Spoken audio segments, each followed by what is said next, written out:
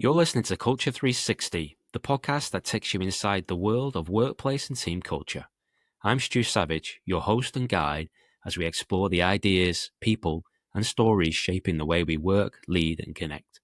So please subscribe, sit back, relax, and enjoy culture from every angle. Hello, good people, and welcome to the Culture 360 podcast once again. And for part 2 of our education series, Belonging by Design, I'm your host and guide, Stu Savage. And the second episode today focuses on belonging by design and how schools create cultures where every child can succeed, building on our first part. And if you haven't checked that out, The School Wasn't Built for Me, then please go and check that out. It's a riveting listen with Jamie Gillespie and Duncan Morrison. So once again, we've got our seasoned veteran of podcasting, education aficionado and assistant head teacher from Bridgewater High School in Warrington in the UK, Duncan Morrison. I believe you're fresh from a holiday in the Lake District, Duncan. Now, that means one or two things. You've either been having a beer next to Lake Windermere or you've been scaling Scarfell Pike. Which one was it? It was Kendall Mint Cake in the bed and breakfast bar. Walk up Winfell, and Winlatter Pass, Stu. Sounds very sophisticated, mate. Yeah, you know me, Stu. I'd also like to welcome a special guest for part 2, James Nelson. Listeners will remember James from episode 4, Going Underground. And I did go back and check. It wasn't about the Jam and that great song that they did. It's more about primary emotions in the workplace. And we touched a number of topics, psychological safety and clinical psychology and a whole host of other things. James has got an extensive background in counselling and therapy, with some of his journey focusing on secondary school students in the UK and New Zealand. James, welcome. I believe we're cutting into your busy working day in the clinic, so we really appreciate you taking time out. How are you? Thanks, Yep, good, mate. Good to be here. I'm not sure if you've had a chance to listen to the first episode, which went live yesterday. What we're trying to do with this series is to focus on belonging in education, as we've discussed. And the key question really on the notes here is if belonging doesn't happen naturally for every young person, how do schools intentionally design it into culture, relationships, routines, and everyday experiences? That first episode we did, Duncan, we explored the idea that some young people experience school as a place that wasn't really built for them, in quotes. And we're not talking about the physical building. We're talking more about the rules, routines, and the language and expectations don't always match their lived experience. Just dovetailing with that first episode, if we accept that belonging matters, what does the school actually have to do differently to create intentionally rather than simply hoping it happens? I mean, what are your thoughts there and reflecting back onto that first episode and bringing it into this second one? As a senior leader at your school, how can you intentionally design this environment? Well, that's a big question, I suppose. I think, look, linking into the experience that James is going to obviously explore. Well, I'm hoping he will from his background. It's things like you mentioned a couple of moments ago about it's building that psychological safety into schools. So when a child walks through the school gates, I think, when we're talking about belonging and what it means, it's trying to answer those questions or put to bed those fears that children or anyone has who accesses an organisation. I suppose it's, am I safe here? Am I known here?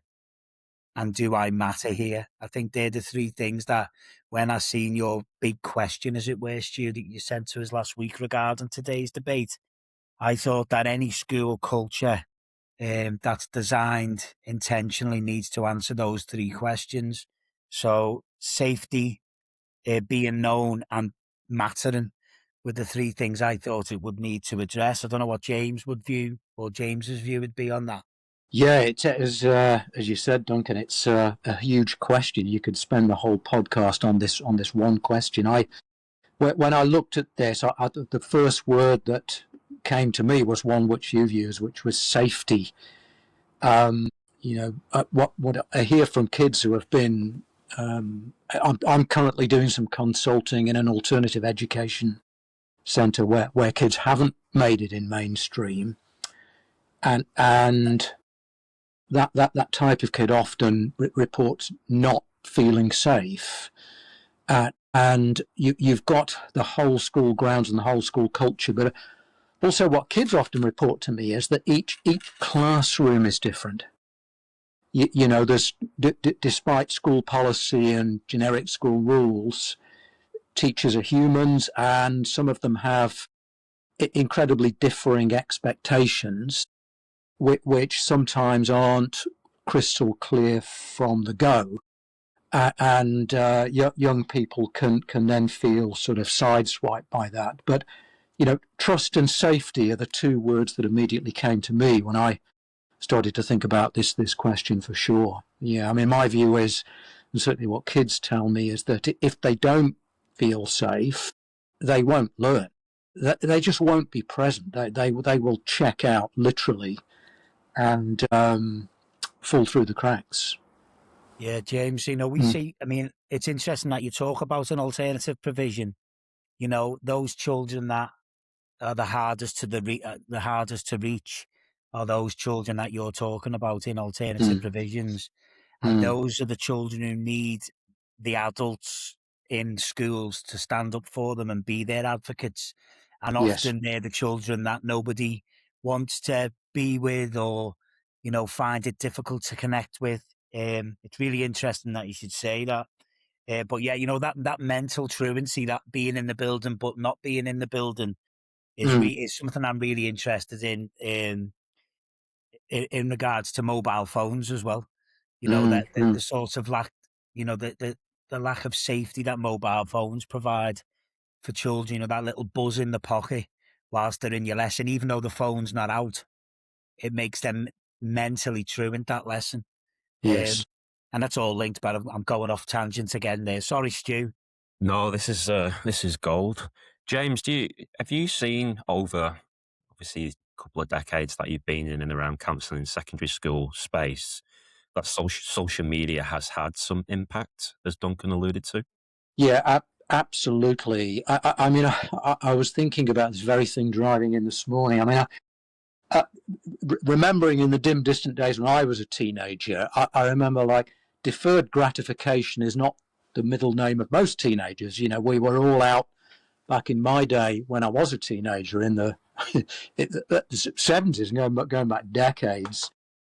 We all wanted instant thrills, something now. But my view is that social media has kind of, in many ways, harmfully increased that, but by more than tenfold. And I know that some schools at this side of the world are trying to sort of instigate rules where kids hand phones in, and I kind of support that. But kids have more than one phone. You know, I personally spoke to a kid yesterday who handed in a phone, but their chief phone was kept in the pocket. You know, kids can text in their pockets, and understandably, teachers they just can't pick all that up. And watches currently smartwatches haven't been banned yet, so kids are able to communicate via a watch on social media without even looking at the replies. So that's a worry. I'm not quite sure how we're going to get around that. You know, we can't strip search, obviously, but it is a worry. I think the more that we can keep that out of our education systems, the better. An alternative view, I guess, would be kids whose only connections come via social media. You know, so it's a fine line, isn't it? We're walking here. We've obviously seen in this country, in New Zealand, that the government are now trying to put a ban on social media for kids up to 16. And I think they've already done that in Australia. Is that the same in the UK, Dunk? Yeah, so for under 16s, it's sort of that we're playing a bit of catch up with the Aussies, but yeah, a very similar systems going into place here.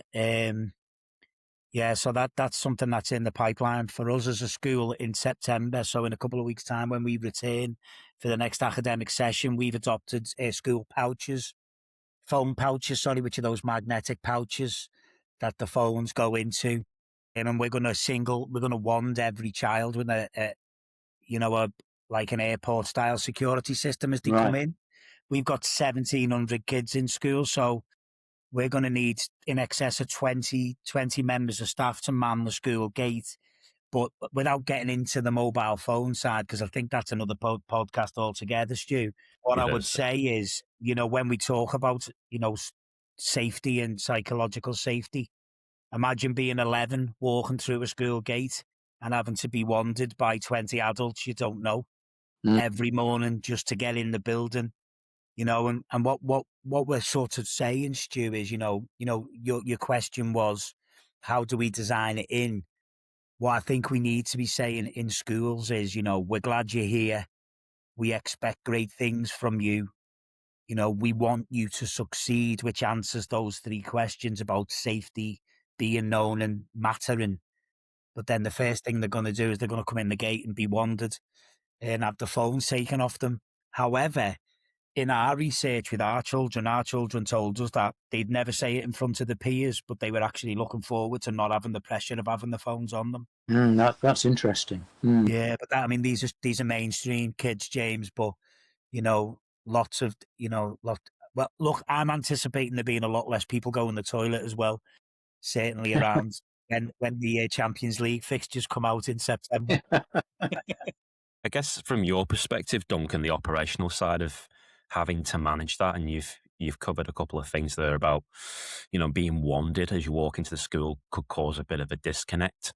But how much of a distraction for staff is that when you're trying to build this environment to manage that side of things on top of teaching and having been a teacher, you kind of have several hats that you need to consider. How do you manage that with staff? Yeah, so I mean, coming back to the question, Stu, about this designing it into your systems, the biggest problem with teaching is teacher workload. So on top of planning, marking, duties, actually delivering sessions, whereas we as a school currently now, our principal is trying to build in time through our CPD model and sort of in some of their directed time for staff is to use that time to build, natural relationships. But then, wandering kids as they come into school is just another job, isn't it? Which sits on top of an already busy workload for teachers. So, it's that balancing act, isn't it, between operationally running the school and delivering on strategic sort of goals like belonging, which is one of our goals, and our principal's keen on us developing that side of the school. But you're right, it's where do teachers get the time to build those relationships? Because, every time we've spoken over the last couple of podcasts, we always come back to the R word. Yeah, we do. And I think we've had that little anecdote where you sat next to somebody on the plane and it being quite awkward at first, and it is, quite difficult at first to build these relationships, build these connections.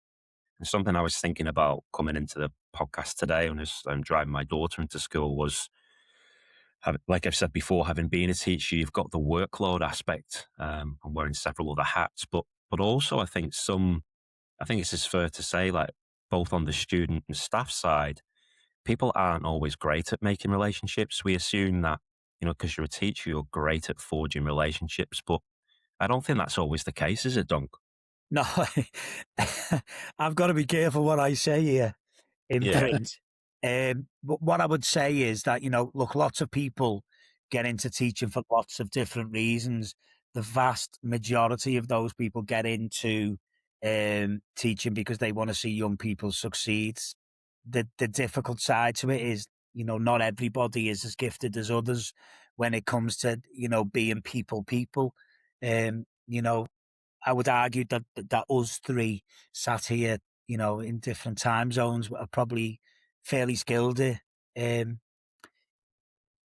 managing people and operating at different levels. And, but as a teacher, if I was to take a subject such as, I don't know, geography or physics, you you're expected to be an expert in physics, but you're also expected to be an expert in people as well. And, sometimes those things are never going to fall in that way, you know, but I think it also depends on what are we actually talking about here in a school of 1,700 children like mine.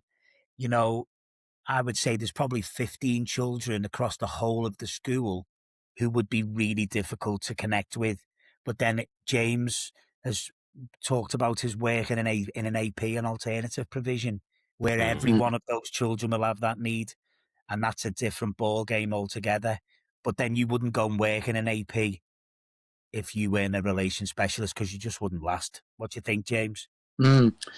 Yeah, that's absolutely true. Even with the huge privilege of being able to talk privately with young people on a one-on-one situation, kids who have been excluded from school, kicked out forever before the age of, but sometimes before the age that they legally should have been, going into a meeting like that with a young person and possibly with members of their family, they're bouncing off the walls before they even get into the room. Why should they trust me? It's a real challenge. On the other hand, it is incredibly fulfilling or satisfying in a way when kids do start to trust and realize they're being listened to, and that they're able to genuinely air their feelings about school and teachers that they've fallen foul of and teachers that they've also trusted. But that doesn't come quickly. Even though I've been, a counsellor for many years, I often tell myself, before a packed day, just be ready for a series of encounters. You might not win them all, and that does happen. You can be absolutely brilliant at forming relationships, but if a kid's not ready, you're not going to get anywhere. And I distinctly remember that from when I was a classroom teacher many years ago, working very hard to sort of get most of the kids on board. That there were possibly always one or two in a lot of lessons who you just couldn't, almost like the army describes, like a shock of capture. You just couldn't quite get them. But it's just one of the joys of connecting professions when that does happen. It's very, very fulfilling, and seeing kids kind of relax when they know that you've got their backs. Yeah. Interesting what you're saying there. So it's I always think, I deal with the children, I give them to people like you. Do you know what I mean? So I take them from the mainstream and manage them into alternative provisions because they're rightly the right provision, because certain students can never access mainstream. And I always think that, and there's no theory behind this. This is just, 20 odd years in teaching, people who have sort of more traditional, I've got to try and say this without being derogatory, more traditionally, who can access traditional school in a more linear way, right? So it's like one step after the other after the other.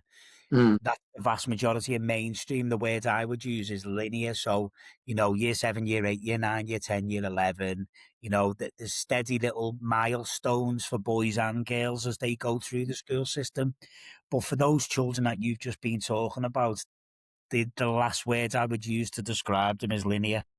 And they're all over the place in lots of different ways. And, as you said, they come in. I'd sometimes describe those children like it's like herding wasps, because they're just, the way that they operate and the way they see the world, and it's in some ways it's so cruel to watch. Yes. I take them in at 11. So I'll be taking 360 new year 7s in 5 weeks' time. And there'll be a small percentage of them that I'll see come through those gates on the first day. And I know they won't be with us at Christmas. and it's heartbreaking. Yes. And that's, you know, because they need that therapeutic setting that you guys give them, and we can't give them, you know. But that the word linear is the last word I would use to describe those children. Just on that, when obviously you're talking about the start of a new academic year, if you see a young person repeatedly struggling, doesn't meet the expectations of the school, or how do you decide as a senior management, as a faculty, whether that's a behavioural issue or a belonging problem? Do you work with people like James, and what does that look like to a layman? Yeah, so for schools like us, right, so you would be surprised, and I know James will be nodding here, you would be surprised how many children get to the age of 11 without an adult filling in a form or making a referral or doing an SEN assessment. So most children in year 11 are already, most children who join me in year 7, which in the UK is 11 years old, are already on a pathway. So we just keep adding to that pathway. And we have our own, our own sort of routes that we can send children down. And I don't mean PMX, I mean like, for therapeutic schooling or, alternative provisions. What that looks like for us is, we'll get intelligence from the primary school often. We'll know a lot about them already. They'll be open to services beyond the school and schools. So whether that's children's services or, special educational needs or, the NHS. And we just keep moving that story on for the child. The real, really deliberate, sort of, it's, I suppose the best way to describe it is the bureaucracy of the SEN machine. I mean, it takes forever and it just chews up children and families.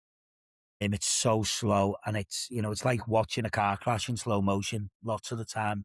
It's really, I don't know what it's like in NZ, but over here, it's, you feel like the machine, the bureaucracy of the machine is set up just to frustrate and sort of slow schools and families down. But I think it's probably just to do with the sheer volume of, of people coming through the system now with sort of, undiagnosed neurodiversity. I'd say lots of it isn't behaviour. You very rarely meet naughty children. Lots of it is to do with an unmet SEN need or, just to, undiagnosed neurodiversity. What's your experience there, James? Yeah, totally echo what Duncan has just said, really. I mean, if we view, simplifying it greatly, every type of human behaviour in one way or another is communicating some kind of need that is either met or unmet. And I totally agree with Duncan. Just all the external agencies that we ought to be able to access are often horribly stretched and poorly resourced. If we think that, legally the business of diagnosis is carried out by psychiatrists. Here in New Zealand, until recently, I think there was one psychiatrist responsible for the whole of youth intake on a particular coastal region, and this person, after nobly trying to do this job for months, just could not do it anymore. So getting proper assessments, proper diagnoses is a mission in itself. Having said that, it's I believe it's incredibly heartening how schools generally do an incredibly good job when liaison hasn't happened as well as it might, making disconnected kids to feel welcome in new schools. I'm thinking back to the time, when we transitioned from primary and intermediate into high school, called colleges here. It's a big day in anyone's life, and a word from a kind teacher was huge back then, and I think it's just as big today. Talking to disconnected kids who have fallen foul of the system, who have been excluded, suspended, stood down, or whatever. A theme that comes through particularly strongly for me is, when attendance is flagged, you might have a kid suddenly going from 80% to 30% attendance. And once that goes on, the student reports to me in a confidential setting that, well, they didn't see any point in going once they fell behind. And if we can intervene early and get teachers to recognize that and help kids sort of morph back into the system, then we don't lose them to the streets and through cracks. But yeah, getting proper diagnosis is it's a difficult job. It's an ongoing struggle, I think. Definitely here in New Zealand. My view is we're losing resources when we ought to be pouring more funding into that, for sure. I think something that came through in the episode that we did, Duncan, the episode 5, the very first one, and you talked about poker chips with children in terms of building relationships. And you want to explain that quickly in terms of how it works in school and that positive reinforcement? And just going back to the relationship build, because I think it's so key. Obviously, we're talking about the extreme end there, but So just to recap on that idea, Stu, it's not mine, by the way. Somebody that I'm sure you've both heard of, a gentleman called Paul Dix, talks about emotional currency in schools and how like in all relationships, we're either in deficit or credit. And when we're in credit with people, we can maybe shout at them and tell them off and give them some home truths like we have to do in school every day to children. But to be able to do that, to be able to spend with that child, I need to have money in the bank with that child.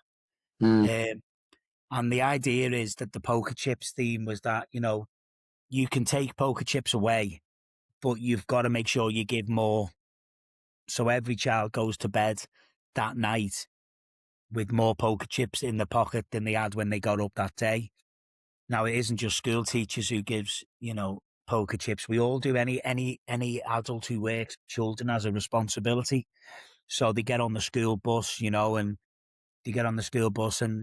hasn't got the right money in his pocket or he hasn't got the right change, and the bus driver is a bit of a narc and he, rips his head off and calls him a cretin or whatever. He takes 1,000 poker chips off him. He gets into school and sees James, and, James has a great session with him, but he's used to having great sessions with James, so it was only worth 100 poker chips. So he gets to lunch, he's 900 poker chips down. Metaphor is really about every adult having a responsibility to find out what children do, each individual child, and then when you find something that they're good at, you just spend big. There was the guy whose name escapes me. I wish I could remember it. He said that in his school there was a child who was very weak academically, but they found out that he really loved using screwdrivers. So every time that he had a session with this counsellor, the counsellor would undo every plug in the room and give the kid a screwdriver, and the kid would fix all the plugs for him, thinking, oh gosh, I can really help this guy out. And it was raining poker chips for that child. Fantastic. It's that kind of that's a bit of a daft analogy, but, for me in a mainstream setting, when I might see, I might be on the front of the chip queue on a Friday. Chip queue is a Friday, gentlemen, in England. Anyone from England will appreciate this. And I'm on the front of the chip queue, and every child I stop the queue on, I'll have a conversation with, and the conversation will be positive, and it'll be about them, and it'll be about something that I can give them poker chips. And that intentional poker chip delivery is exhausting, though, for teachers. Some teachers will observe you doing it and say, oh, Duncan's good with kids like that. But it's not, it's deliberate. It's a deliberate action to distribute poker chips, because you never know where your next poker chip's coming from. I think from your perspective, James, like once they obviously come into your office or your clinic at school, you talked about looking for what's underneath in episode 4. Could you talk a little bit about that? Because obviously we're trying to look for the behaviours and the thinking underneath of the pupil or the student. And doing a bit of research for this podcast, we talked about anxiety or identity and disconnection. Is that something you see in your office once they get to you? Yeah, for sure. Once a relationship's been established, and one of the first things I have to do legally and ethically, even when I was attached to a school, now I'm a freelance and I contract to schools. Often kids haven't been told or don't understand the limits of confidentiality once they get into an office like mine. And that's the first thing I remind myself to do at the beginning of every session with every kid. And I sometimes repeat it even up to session 5 or 6, just to really tell them about the legalities around disclosure. And often kids will say things like, I might ask them, what do you understand by the notion of confidentiality? And a student might say, well, that means I can't talk about my drug use or my criminal activity with you. They might not put it quite like that. And I have to point out, look, I said the limits of most things are private in here.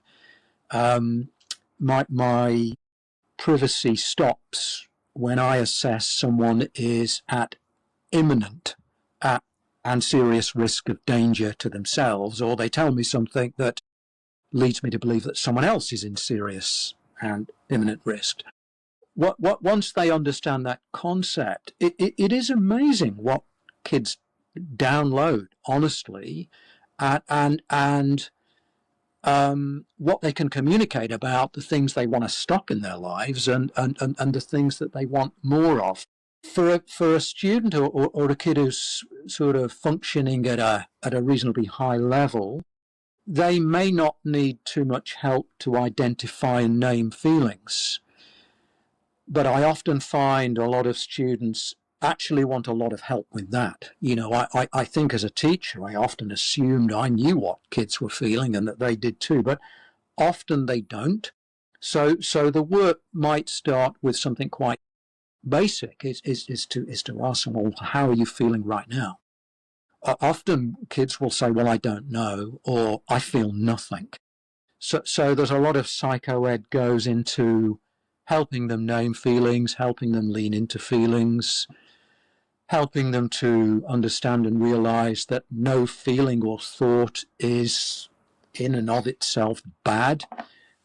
We all experience anxiety at some point. We all experience pain, fear, lack of confidence, joy, sadness, happiness, hurt. And so I think trust is built up slowly and carefully with those parameters.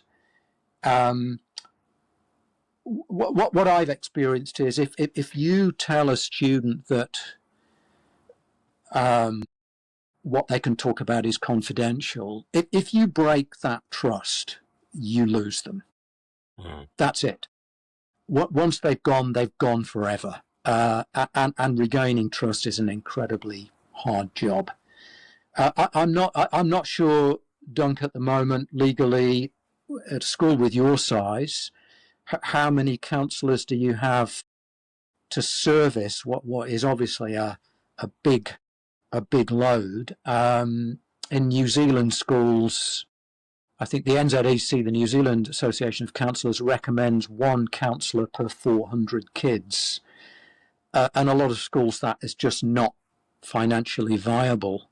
What's the legal requirement in England at the moment about therapeutic services for kids? So it's the two tiers are the tiers provided by the NHS, which is in the UK is called CAMS. CAMS, right? Which is they would only really touch the sort of more high needs with complex cases. Within school settings, the government rolled out in the post-COVID era, they rolled out a a system whereby schools that were deemed necessary, believe this, James. So not every school was, if it depended on your economic sort of background of the majority of the children, whether you would get one. So lots of schools didn't get one. Lots of the counselling that's provided in schools that I'm aware of, and certainly in our trust, is provided by pastoral teams, and they would not be qualified to the level that someone like you is. They would have no real formal, therapeutic qualifications. It would be more of a pastoral touchdown and a check-in. We have in our school, we have one member of staff who is not anywhere near your level of competency for 1,700 students. The local CAMS is flat out wait lists. You're talking 12 months waiting lists. That's So, yeah. I mean, it's a really seriously bad setup at the moment, and the need's getting bigger and bigger every year. What would you say is the root cause of that, James, from people that come through your clinic, especially in the secondary school space? I think something you and I have spoke about, and I'm not sure whether young people would be capable in this space from the EQ side of things that comes through a lot of the podcasts is, self-awareness, emotional regulation, communication, and all those pieces we take for granted, whether a young person firstly understands what that is, and then secondly has the tools in the box to deal with it. Like, what do you see coming through your office? Well, an incredible variety. It would be pretty easy, actually, to get depressed, about the state of behaviour among young people. On the other side of it was, I found, particularly working with boys at age 11 to 19, how incredibly attuned boys are with their feelings. They might need a bit of help to identify what feelings are and what they're for.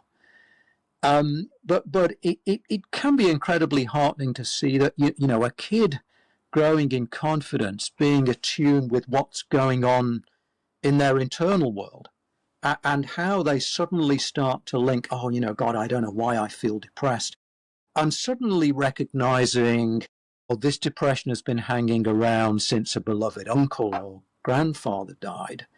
That's incredibly heartening. And again, just to back up what Duncan said, that there are some amazing teachers in schools who do an incredible job despite stretched resources of mentoring, guiding, tutoring kids. Going back to what one of the previous questions about the poker chips, a classroom I saw fairly recently.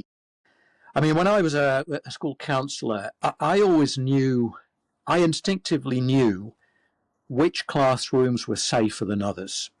I knew when to get a kid out of a classroom for his appointment he'd forgotten. Some classrooms I avoided because I knew that student might be ridiculed if it was made public.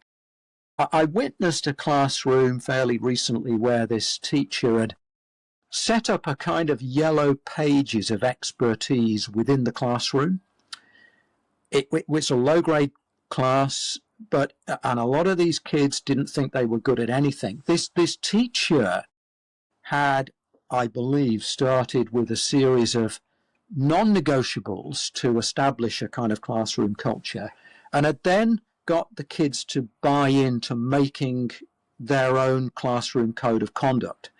And from that grew this kind of cultural ethos where even the kids who felt they weren't good at anything, they knew they could go to Kid X, who was good at IT, Kid Y, who was a good listener.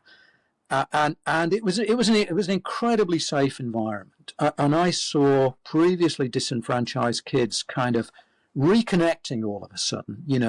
They were having fun, they felt safe. And I think if you can meet those two sets of criteria, if the kid feels safe and they're having fun, then they really start to learn. So it would be easy to get sort of depressed and pessimistic about, the state of young people and what they get up to. It's also important to see that, the vast majority of kids do okay. And that's thanks to a lot of hard work that schools do, despite the economic constraints. I mean, I'm thinking about your one pastoral teacher in your school, Duncan, who's kind of has pastoral responsibility maybe for up to 1,700 kids. I'm not saying they'd see every kid pastorally, but that's a huge load. Yeah, I mean, that would be for specialist mental health support. But within that, obviously, there's many staff who offer that low level, so dealing with anxiety, and sort of the lower end of depression. Lots of pastoral staff, who might be teaching 33 periods of history over a 2-week period, would also pick up, and it's that's the human side of why people want to teach, James. Yes, This idea of, the noble, wanting the best for young people. It's just incredibly, I just find it incredibly frustrating in the English system at the moment. The amount of hats that teachers have to wear. It's incredible. I mean, it was interesting what you were saying then regarding, trust and belonging, and this idea of safety that we've touched on. And Stu, you started off by asking, how do you get compliance from children and also develop belonging? I think you did anyway. I thought that's what you were aiming at as well.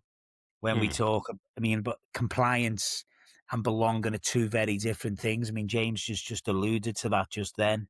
You can have a perfectly silent class, 30 kids, all on the face of it being absolutely compliant, but are sat there in total anxiety because they're scared of the teacher and they don't want to get into trouble, and he'll shout, and and I think when what James was alluding to there, which speaking about children at a different end of the behaviour spectrum, but it's true for all children, I think, is when you get that psychological safety in the classroom, then these children that are quiet, or these children that are on the face of it difficult to manage, are willing to contribute, ask questions, make mistakes, seek help, trust adults, and to get that balance in the classroom as a teacher that's when in my opinion, I mean, I do, as I've alluded to before, I lecture new teachers coming into the profession on behaviour management, and I always think that the key to behaviour management is not to have children scared of you, but it's to have them scared to let you down. And there's a massive difference between that, though, because one is based on fear, and in my eyes, one is based on trust. And when you get that trust, those children, whether they be the most difficult or complex kids in the year group, or a goody two shoes called Stu Savage from the St. Helens, you'll move mountains with those children. I don't think I was ever that child, Dunk. I don't know, Stu. I don't know. Something that came to mind when the reason I mentioned the emotional currency and the poker chips, and something we spoke about before, Duncan, it also permeates through what I see in business. There's a chain of shops here, Bunnings, which is very much like B&Q in the UK. And they sort of have this customer policy about these touch points and moments of the customer, the journey of the customer coming into the store. And that's very much like, I feel like a student or a pupil coming into the gates of the school. And you spoke about, meeting them at the gate and the experience on Chip Friday and the classroom and what that all looks like. I guess what I'm alluding to is those moments, those touch points of a child are really important throughout the school before they even need support from people like James. And is that something you're well aware of within your school, Dunk? Yeah, look, what we don't do is we don't profile children. but we kind of do, because, when someone like myself, and when I say someone like myself, I'm talking as a classroom teacher now, as well as being a senior leader. But as when you're in your classroom, you're constantly just triaging children, aren't you? And we have an expression in English, the English education system at the moment, which is what's good for children with educational need is good for all children. So if you teach everybody as if they have a special educational need, they're going to get some quality teaching, because the the teaching tactics that you might use, like scaffolding and sort of intentional pathways and all these sort of buzz phrases that we use, um, actually benefit everybody. So there's certain things that we do around the school, and children will just think Mr. Morrison's just being nice to me, or he's checking in with me. But obviously, what we're doing is, because we've been involved in education for so long, you're actually just triaging children all the time. So when you speak to them, if something doesn't seem right or something's off kilter, you're thinking, oh, right, I'll speak to this adult, or I'll maybe call home, or maybe I'll touch in with his form tutor, or maybe I'll speak to his head, and you're just doing that all the time. So that's something that educational professionals, whether they be teachers or otherwise, are always on in the school environment, Stu. Well, you only have so much sway, I guess, in terms of the environment and it being effective or successful. And obviously, we can only do so much training and have so much input into the success of the students within that classroom. How much is reliant on other things that may be outside of your control, like the home environment?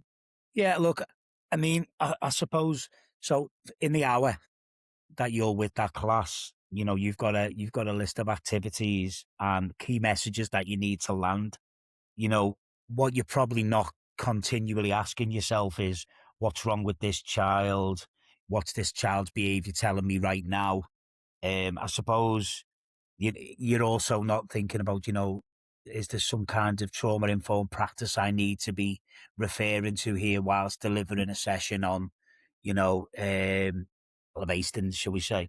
I think what schools expect teachers to do is to teach well, and then the pastoral system that runs alongside the curriculum should be there for sort of the other side of school life, that is to do with trauma, is to do with what's wrong with this child.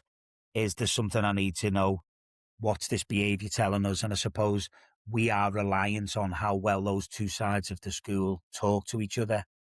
Now, in English, the English education system, schools are set up on two clear pathways, and James will know this.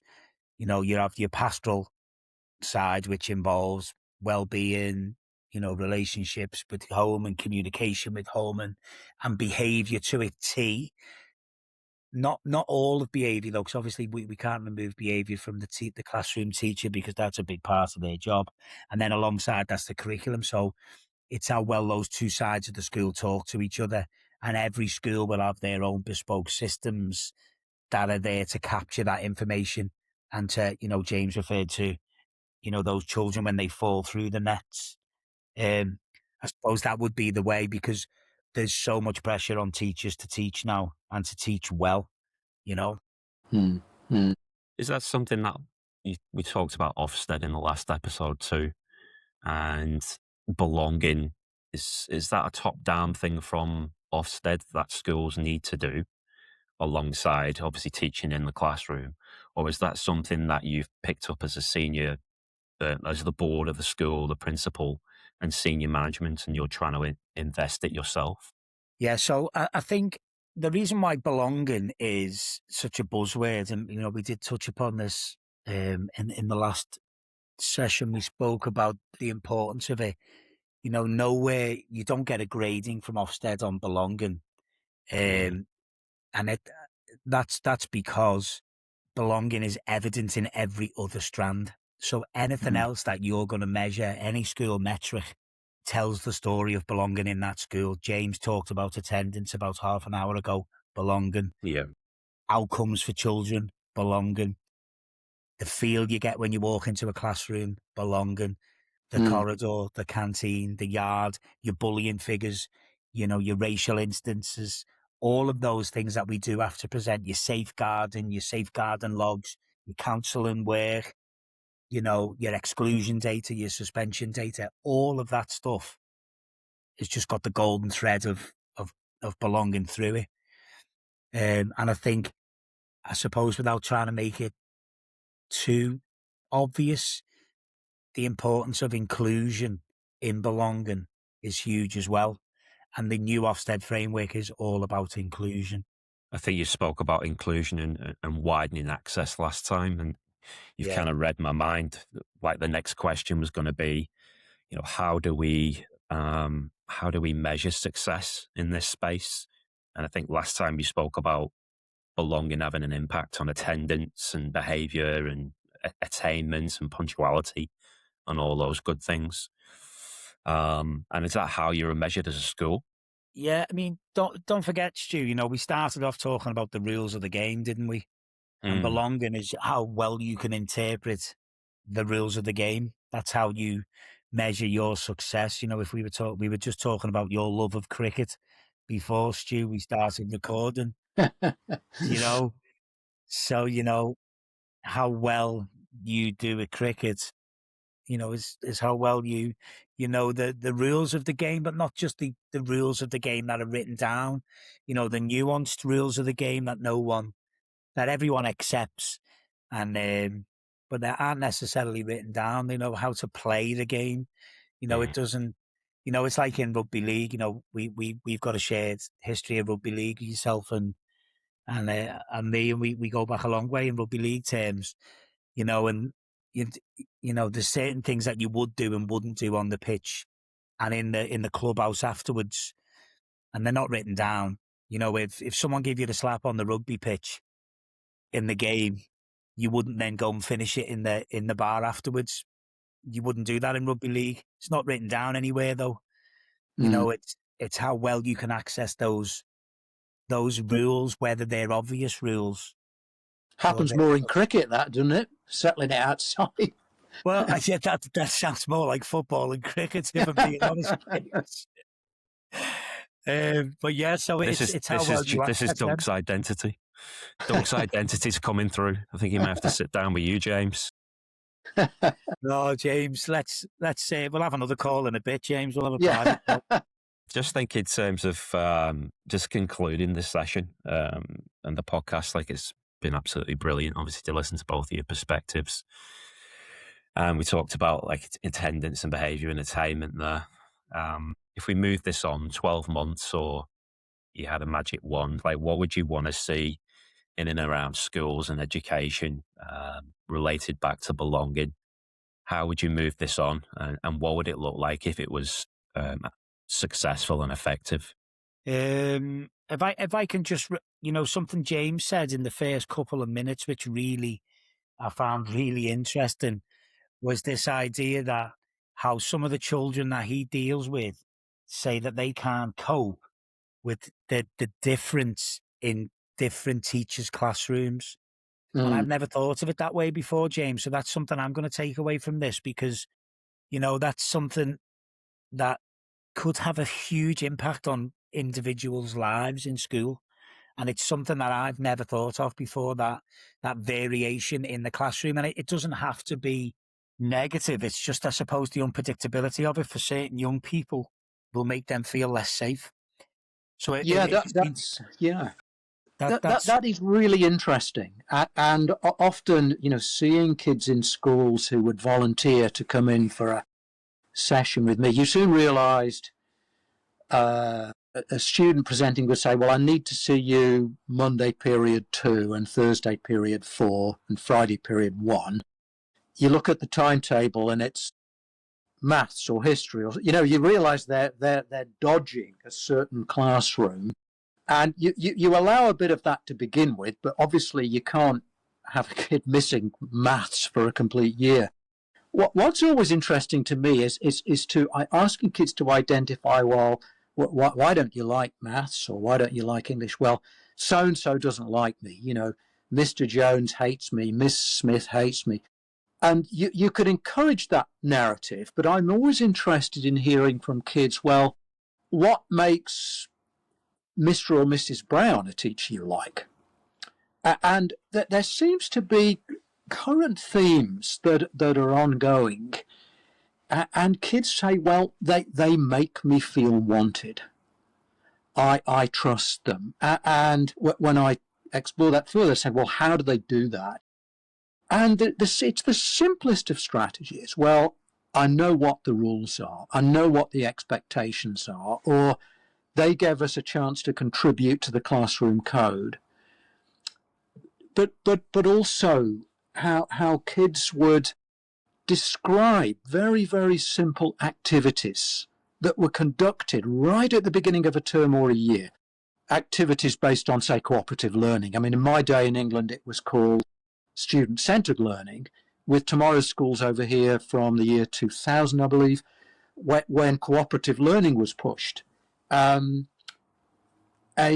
teacher who could organise group learning and not letting kids select the initial groups, because the popular kids would group together, and those kind of kids who came from schools where they didn't have any friends were left isolated. They were the kids who were flagging up, well, that teacher obviously didn't like me. So it wasn't, sort of earth-shattering strategies that these kids report. It's saying, well, this teacher helped me to feel I belong to the classroom. They didn't single me out. And as you said, Duncan, earlier, yeah, they didn't frighten me. They didn't assume that my silence meant I agree with your rules. So simple strategies is that, make sure every kid belongs to a group. And I remember a kid describing to me his favourite classroom where, and not every kid likes group work all the time, but the teacher would select groups using a pack of cards, for example.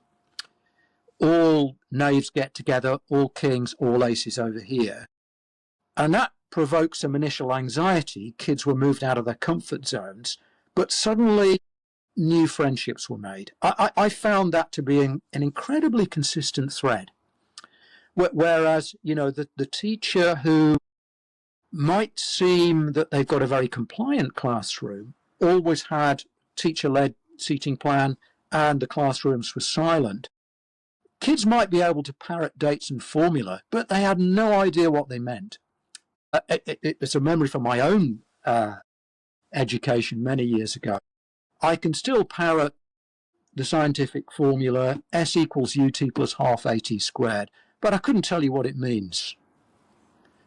I had no idea. I had no idea how I could apply that. So I don't know. I don't know whether that adds to the conversation or takes away from it. But it needn't be complex, I think, for a teacher or a school to get kids included. I mean, I would agree with that, James. And I think going back to where I started off, I think when we said about those three things that children think when they come through the gate, that they matter, they're safe, and they're going to succeed in this building. I would agree with you, James, in so much as the strategies that worked when you were at school would work today, because it ain't that complicated, belonging. I think we spend a lot of time on curriculum design, and I think Stu talked about, in the last podcast, how much money people don't spend on belonging because, it's a bit hard to pin down and you can't prove how powerful it's been and the impact of spend.